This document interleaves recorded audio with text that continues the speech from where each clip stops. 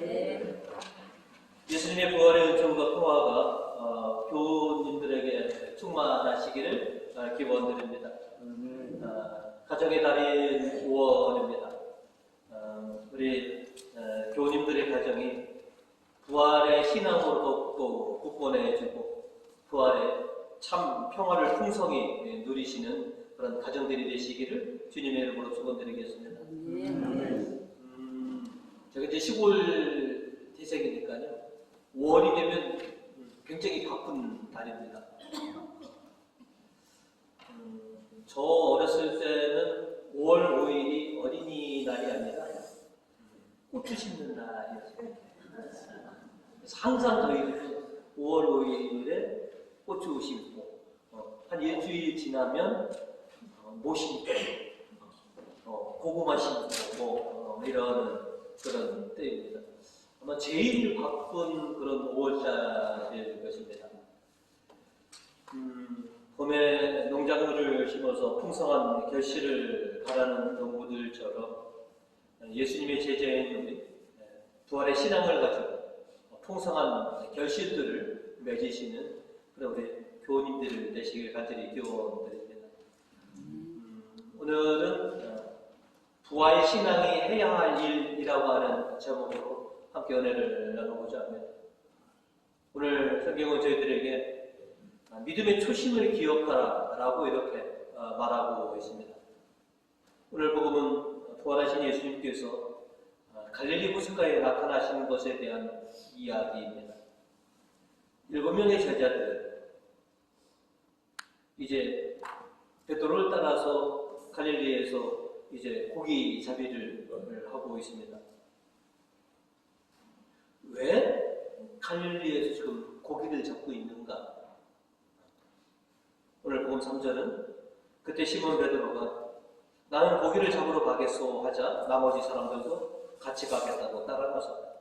그들은 배를 타고 고기 잡이를 나갔으나 그날 밤에는 아무것도 잡지 못하였다라고 우리에게 전해주고 있습니다. 베드로는 왜 고기를 잡으러 가겠다고 이렇게 말을 했을까? 제자들은 부활하신 예수님을 2번이나 이미 전에 목격을 했습니다. 그럼에도 불구하고 왜 여전히 주저하고 두려워하고 있느냐 하는 것이죠. 부활하신 주님을 2번씩이나 목격했음에도 불구하고 왜 여전히 불안하고 주저하느냐. 부활이 그만큼 믿기도 받아들이기도 어려운 그런 사건이구나 라고 하는 것을 우리에게 또 암묵적으로 전해주는 그런 상황이기도 합니다. 분명히 예수님의 손에 상처도 받고 옆구리에 있는 상처까지도 본 제자들인데 혹시 우리가 환상을 본 건 아닌가? 라고 하는 그런 생각에 사로잡혀 있다면 우리 모두가 다 잘못 본 건 아닌가? 그리고 이제 우리가 뭘 해야 하지? 그냥 이 마가다라 땅에서 그냥 우리 여기 그냥 있으면 될까? 뭐라도 좀 해야 되는데 뭘 해야 될지 모르는 그런 상황 속에서 그래서 베드로가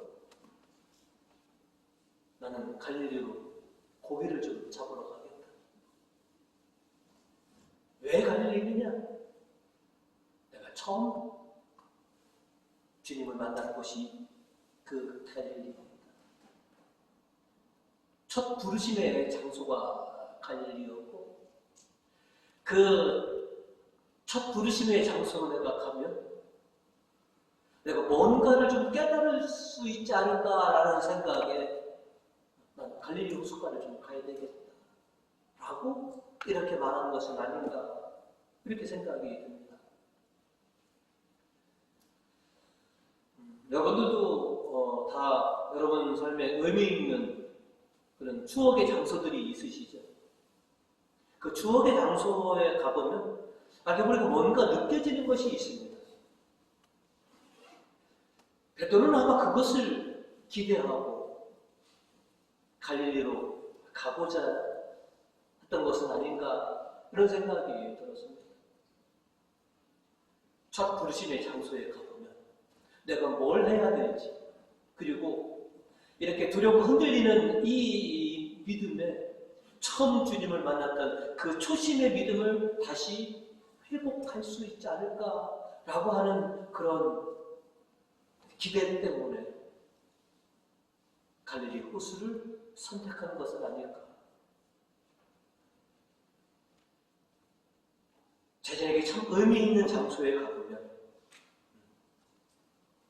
자신에게 뭔가 깨달음을 줄 수 있다라고 하는 이 희망을 가지고 찾아갔다고 저는 생각이 들었습니다. 제가 우리 교우님들에게 우리 성당에 보유하면서 이 성당이 저의 사제 품을 주었던, 그리고 부제품을 주었던 그런 의미 있는 장소라고 여러분에게 말씀드렸습니다. 그래서 저에게 이 의미 있는 이 성당이 저로 하여금 사제 초심으로 돌아가서 정말 열심히 사목하라라고 저 스스로는 그렇게 해석했다라고 여러분에게 말씀을 드린 적이 있습니다. 그래서 베드로도 첫 부르심의 장소인 갈릴리 호숫가를 찾아가는 것은 아닌가, 저는 그렇게 이해가 됐습니다. 그래서 그런지 부활하신 예수님께서는 그들에게 이제 세 번째로 나타내신 겁니다. 그리고 그들에게 부활의 신앙으로서 이제 무슨 일들을 해야 할지에 대해서 그들을 깨우쳐 주신 것이죠. 오늘 일족소에서 바울로 사도의 소명에 대해서 우리가 이야기를 듣습니다. 예수님을 그렇게 받게 하고자 했던 그런 사울에게 다마스커스 도상에서 부활하신 예수님께서 그에게 나타나십니다. 5절로 사울이 당신은 누구십니까? 하고 물으니 나는 네가 박해하는 예수다. 그리고 6절로 일어나서 시내로 들어가거라. 그러면 네가 해야 할 일을 일러줄 사람이 있을 것이다.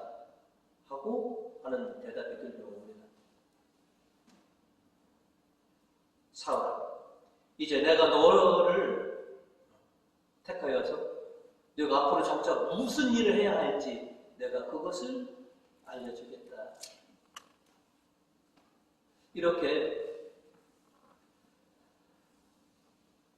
사울에게 나타나셔서 장차 바울로 이제 거듭나서 그가 어떤 일을 해야 할지를 알려주신 예수님. 지금 자신들이 무엇을 해야 할지 몰라서 첫 부르심의 장소인 이 갈릴리에서 그저 고기 잡고 있는 그들에게 세 번째 나타나셔서 이제 네가 부활의 신앙인으로서 장차 무엇을 해야 하는지 내가 너희를 가르쳐 주겠다 라고 찾아오시는 것이죠. 여러분의 첫 부르심의 장소는 어디입니까? 지금 여러분이 지금껏 신앙생활을 한 이 그 성당이 과연 여러분들에게는 어떤 의미의 장소입니까? 여기 중에 상당수 많은 분들이 이 수동성당에서 세례받고 지금껏 신앙생활을 하고 계신 분들이 굉장히 많으실 것입니다. 이 성당은 과연 여러분에게 어떤 의미의 장소이냐? 저에게는 저의 성직의 초심으로 돌아가게 했던 장소인데 여러분은 어떤 의미를 주는 장소였느냐라고 하는 것이죠. 그동안 신앙생활하면서 수없이 많은 신앙의 체험을 하게 해주신 것이 이 성당이고 앞으로도 여러분 삶에 수많은 경험과 은혜들을 베풀 곳이 또 이 성당일 것입니다. 이제 부활을 맞이하고 부활의 신앙인으로서 여러분이 이 성당과 더불어 어떤 일들을 해 나가야 될지 이 성당에서 분명히 그것을 깨닫고 그 일을 수행하는 부활의 신앙인들이 되어야 하실 것입니다. 그리고 내가 어떻게 살아가야 하는지 사시다가 고민이 됐을 때 내가 정말 이 길이 이렇게 살아가는 것이 맞나 싶으실 때 베드로처럼 신앙의 첫 장소인 이곳을 찾아서 주님을 또 만나시기 바랍니다.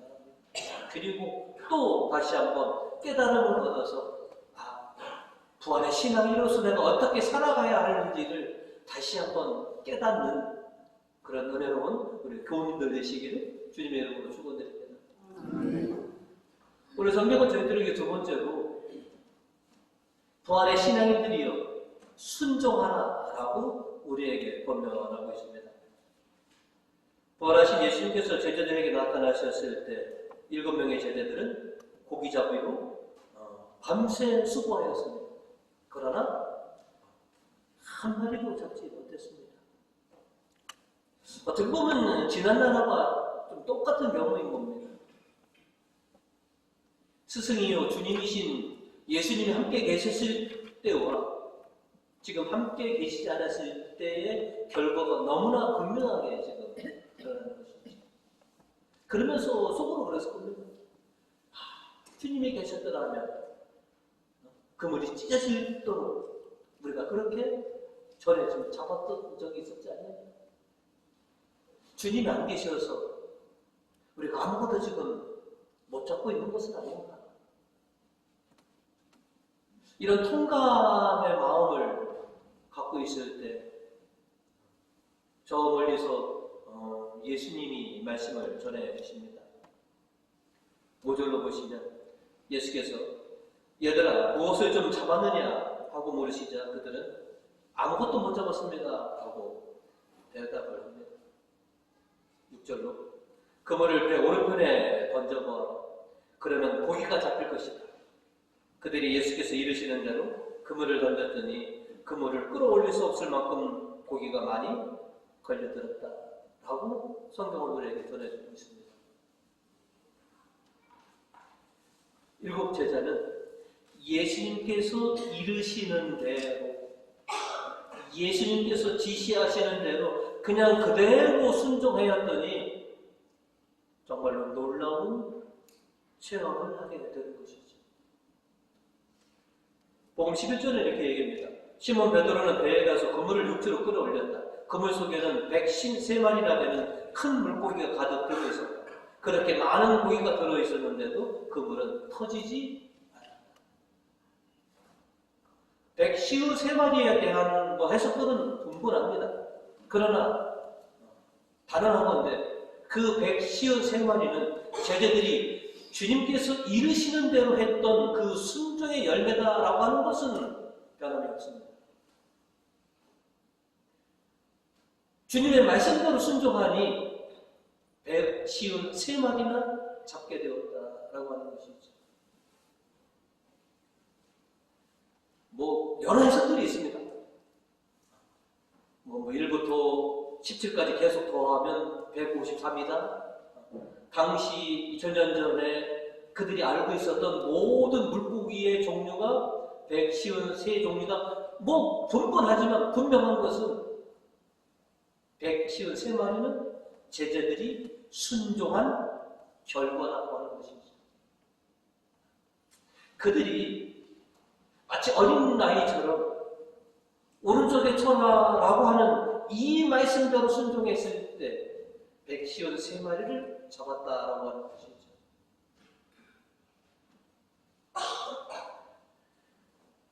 베드로도 그렇고 그 산전수전 그 벳사람으로 살아왔던 그들의 경험 이런 거 하나 제시하지 않고 그냥 주님께서 이르시는 대로 그렇게 순종하니 놀라운 경험들을 하게 된 거다. 부활의 신앙인이 배워야 할 첫 번째가 바로 그것입니다. 예수님께서 시키시는 대로, 예수님께서 이르시는 대로 했더니 그물이 찢어지도록 잡혔지만 그물이 터지지 않고 그 153마리를 주님이 계신 곳까지 그렇게 끌고 왔다라고 하는 거예요. 그러면 사도들이 주님께서 시키시는데 했더니 이렇게 순종의 열매를 거둬들였다면 우리가 부활의 신앙인으로서 지금 주님께서 시키시는 대로 순종한다면 우리도 분명히 우리 삶 속에서 그물이 찢어지도록 그렇게 순종의 열매와 순종의 결과들을 우리가 얻을 수 있지 않을까라고 하는 희망이 있다는 것이죠. 그리고 지금껏 보면 우리가 나름 주님께 순종에 의해서 그 순종의 결과들을 우리가 봐왔습니다. 이제 주님은 또 우리들에게 요구하십니다. 부활을 경험한 신앙인들이 주님께서 이르시는 대로 순종해라. 그 순종의 결실들을 따라 라고 우리에게 요청하고 계십니다. 어떤 말씀을 우리에게 주실지, 어떤 가르침을 주실지는 모르지만 주님께서 우리에게 원하시는 대로, 주님께서 시키시는 대로 순종하여서 사도들이 경험했던 그 순종의 결실, 순종의 결과들을 여러분 삶 속에서 그렇게 체험하시는 우리 교우님들 되시기를 주님의 이름으로 축원드립니다. 아멘. 오늘 성경은 저에게 세 번째로 주님을 사랑하라 라고 요청하고 있습니다. 부활하셔서 제자들에게 세 번째 나타나신 예수님께서는 손수 제자들의 아침을 준비해 주십니다. 그리고 제자들을 배부르게 먹이신 다음에 베드로에게 물으셨습니다. 그것도 3번에 걸쳐서 똑같이 물으셨습니다. 복음 15절입니다. 모두들 조번을 끝내자 예수께서 시몬 베드로에게 요한의 아들 시몬, 내가 이 사람들이 나를 사랑하는 것보다 더 나를 사랑하느냐 하고 물으셨다. 베드로가 예 주님, 아시는 바와 같이 저는 주님을 사랑합니다 하고 대답하자 예수께서는 내 어린 양들을 잘 돌보라 하고 이르셨습니다. 부활의 신앙인들에게 사명을 주실 때 그 사명을 주시기 이전에 먼저 요구되는 것이 바로 뭐냐면 나를 사랑하느냐. 주님에 대한 사랑이 없이는 그 어떤 사명도 감당해낼 수 없기 때문에 그런 것이죠. 예수님께 받은 은혜를 생각해 보면 예수님께서 여태까지 우리에게 주신 그런 은총들을 보면 사랑할 수밖에 없는 거죠. 그리고 그 사랑이 있어야지만이 부활의 증인들이 될 수 있다고 하는 것이죠. 그래서 부활의 신앙인으로서 우리가 주님에 대한 이 사랑을 확고하게 갖고 있어야 한다라고 하는 것이죠. 그래서 3번씩이나 네가 나를 사랑하느냐라고 이렇게 물으신 줄 압니다.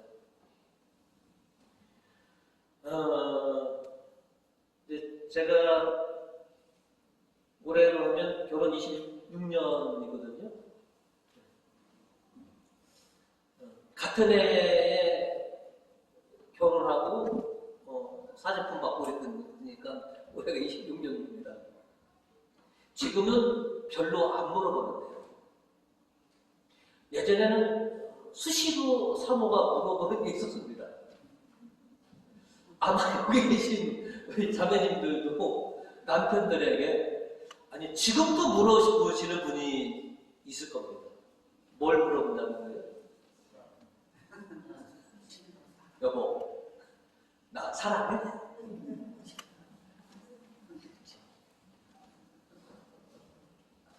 그럼 우리는 똑같이 베드로였습니다. 알면서 뭘 그런 걸 물어봐. 그래도 수시로 여보나 사랑해?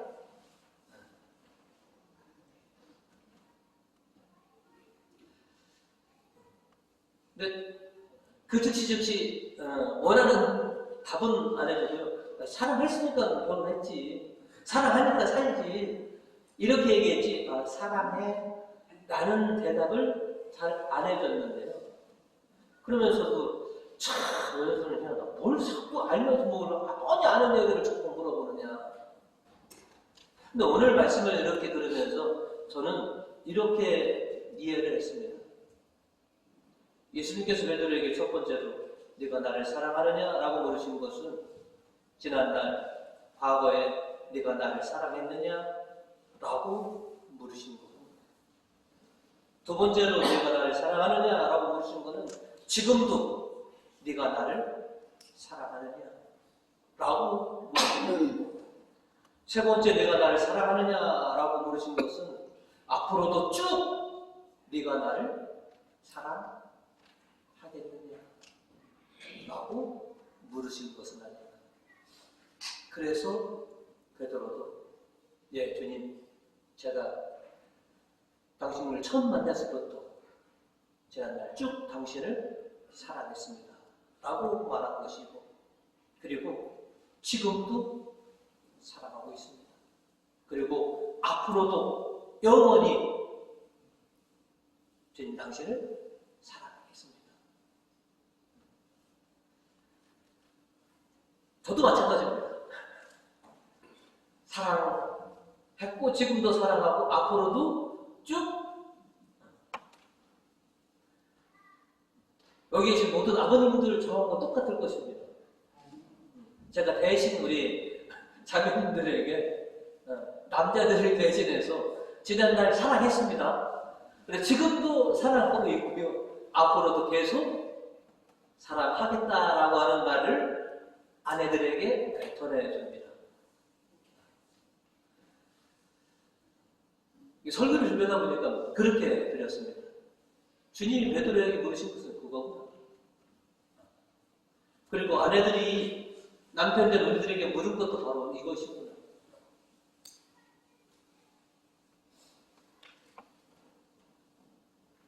전에도 사랑했고 지금도 사랑하고 앞으로도 사랑하겠습니다, 주님. 그리고 배우자에게도 마찬가지입니다. 이런 사랑이 있어야지만이 부활의 신앙으로서 감당해야 할 일들을 감당할 수 있다라고 하는 것이죠. 이렇게 주님에 대한 사랑을 고백한 베드로에게 그래? 앞으로도 계속 나를 사랑할 수 있어? 그러면 내 양들을 잘 돌봐라 라고 큰 일을 주시는 것이죠. 단순히 제자라고 하는 의무감 때문에 양들을 사랑하는 것이 아닙니다. 주님이 우리에게 보여주신 그 사랑 그대로를 내 양들에게 너희가 그렇게 보여줘야 된다라고 하는 것입니다. 주인의식을 갖는 것은 좋지만 주인 행사를 하면 안 된다는 것이죠. 저도 때로는 우둔하여서 내 양으로 착각하는 경우가 있습니다. 주님은 분명히 베드로에게 당신의 양을 잘 돌보라고 했지 네 양처럼 여기라고 하지 않았습니다. 주인 행사를 하면 내가 마치 주인이 되었고 내 멋대로 양을 쳐도 된다라고 그런 무를 범할 수가 있다라고 하는 것이죠. 그것이 아니다. 내가 너에게 보여준 그 사랑만큼 네가 맡은 내 양들에게 그렇게 사랑을 보여라라고 하는 것이죠. 내가 너를 위해서 내 몸을 바쳐서 한 것처럼 너도 내 양들을 위해서 몸 바치며 돌봐라라고 하는 것이죠. 꾀부리지 말고 내가 너한테 한 것만큼 내 양들에게 당신을 위해서, 양들을 위해서 몸을 바쳐서 그렇게 사랑하고 돌봐라 라고 하는 것이죠. 저는 그런 생각이 들었습니다.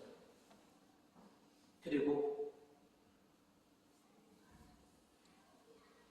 내가 정말로 주님이 나를 사랑하는 것처럼 나도 그렇게 사랑해야 되겠구나 라고 하는 것을 세상 저 자신에게 그렇게 주문합니다.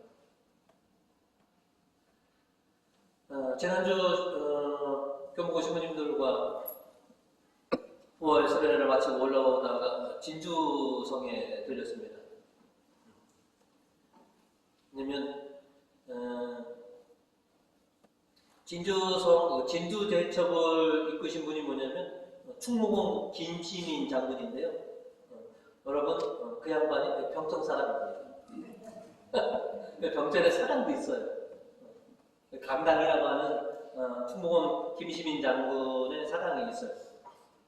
그 다음에 또 유명하신 분이 한 명 있는데 뭐냐면 의기 논계. 그래서 농경도 보고요. 그 농계가 외장을 끌어안고 몸을 던졌던 그 바위도 이렇게 봤는데 저절로 유행가 하나 이렇게 저도 언제 그 후렴구를 계속 흥얼거리고 있더라고요. 와서 이제 찾아보니까 그 이동기 가수가 부른 논계라는 유행입니다. 몸 바쳐서 떠내려간 이 노래. 나라와 백성들을 위해서 농계가 자기 몸 바쳐서 그렇게 적정을 끌어안고 투신한 것처럼. 거기를 보고 와서 오늘 돌아와서 이제 설교를 준비하다 보니까 주님이 나에게 요구하시는 것이 농계처럼 네 몸을 던질 수 있느냐. 당신이 십자가에 당신 자신을 그렇게 바치신 것처럼 너도 당신을 위해서 그리고 당신이 맡긴 양들을 위해서 몸 바칠 수 있느냐? 라고 묻는 것 같았습니다. 그래서 원하신다면 그렇게 해야죠. 그리고 저 자신에게 주님과 양들을 위해서 몸 바쳐라 라고 저 스스로에게 자꾸 주문을 했습니다. 그것이 부활의 신앙인으로서 우리가 해야 할 일이라는 것이죠. 주님께 순종하고 주님을 사랑하고 주님과 또 양들을 위해서 몸 바치는 것. 여러분도 여러분에게 맡겨진 나름의 양들이 있을 겁니다. 그 양들을 위해서 지금껏 몸 바치셨고 앞으로도 몸 바치는 인생이 되어요. 그래서 153마리 풍성한 결실의 열매들을 직접 수확해라라고 하는 것이죠. 저도 소망합니다. 내가 순종의 결실들을, 순종의 결과들을 얼마나 많이 볼 것인가라고 하는 그런 기대가 있습니다. 부활의 신앙인으로서 주님께서 여러분에게 당부하신 사명을 잘 감당하셔서 정말로 그물 가득 그렇게 고기들을 낚으시는 우리 교우님들 되시기를 주님의 이름으로 축원드립니다.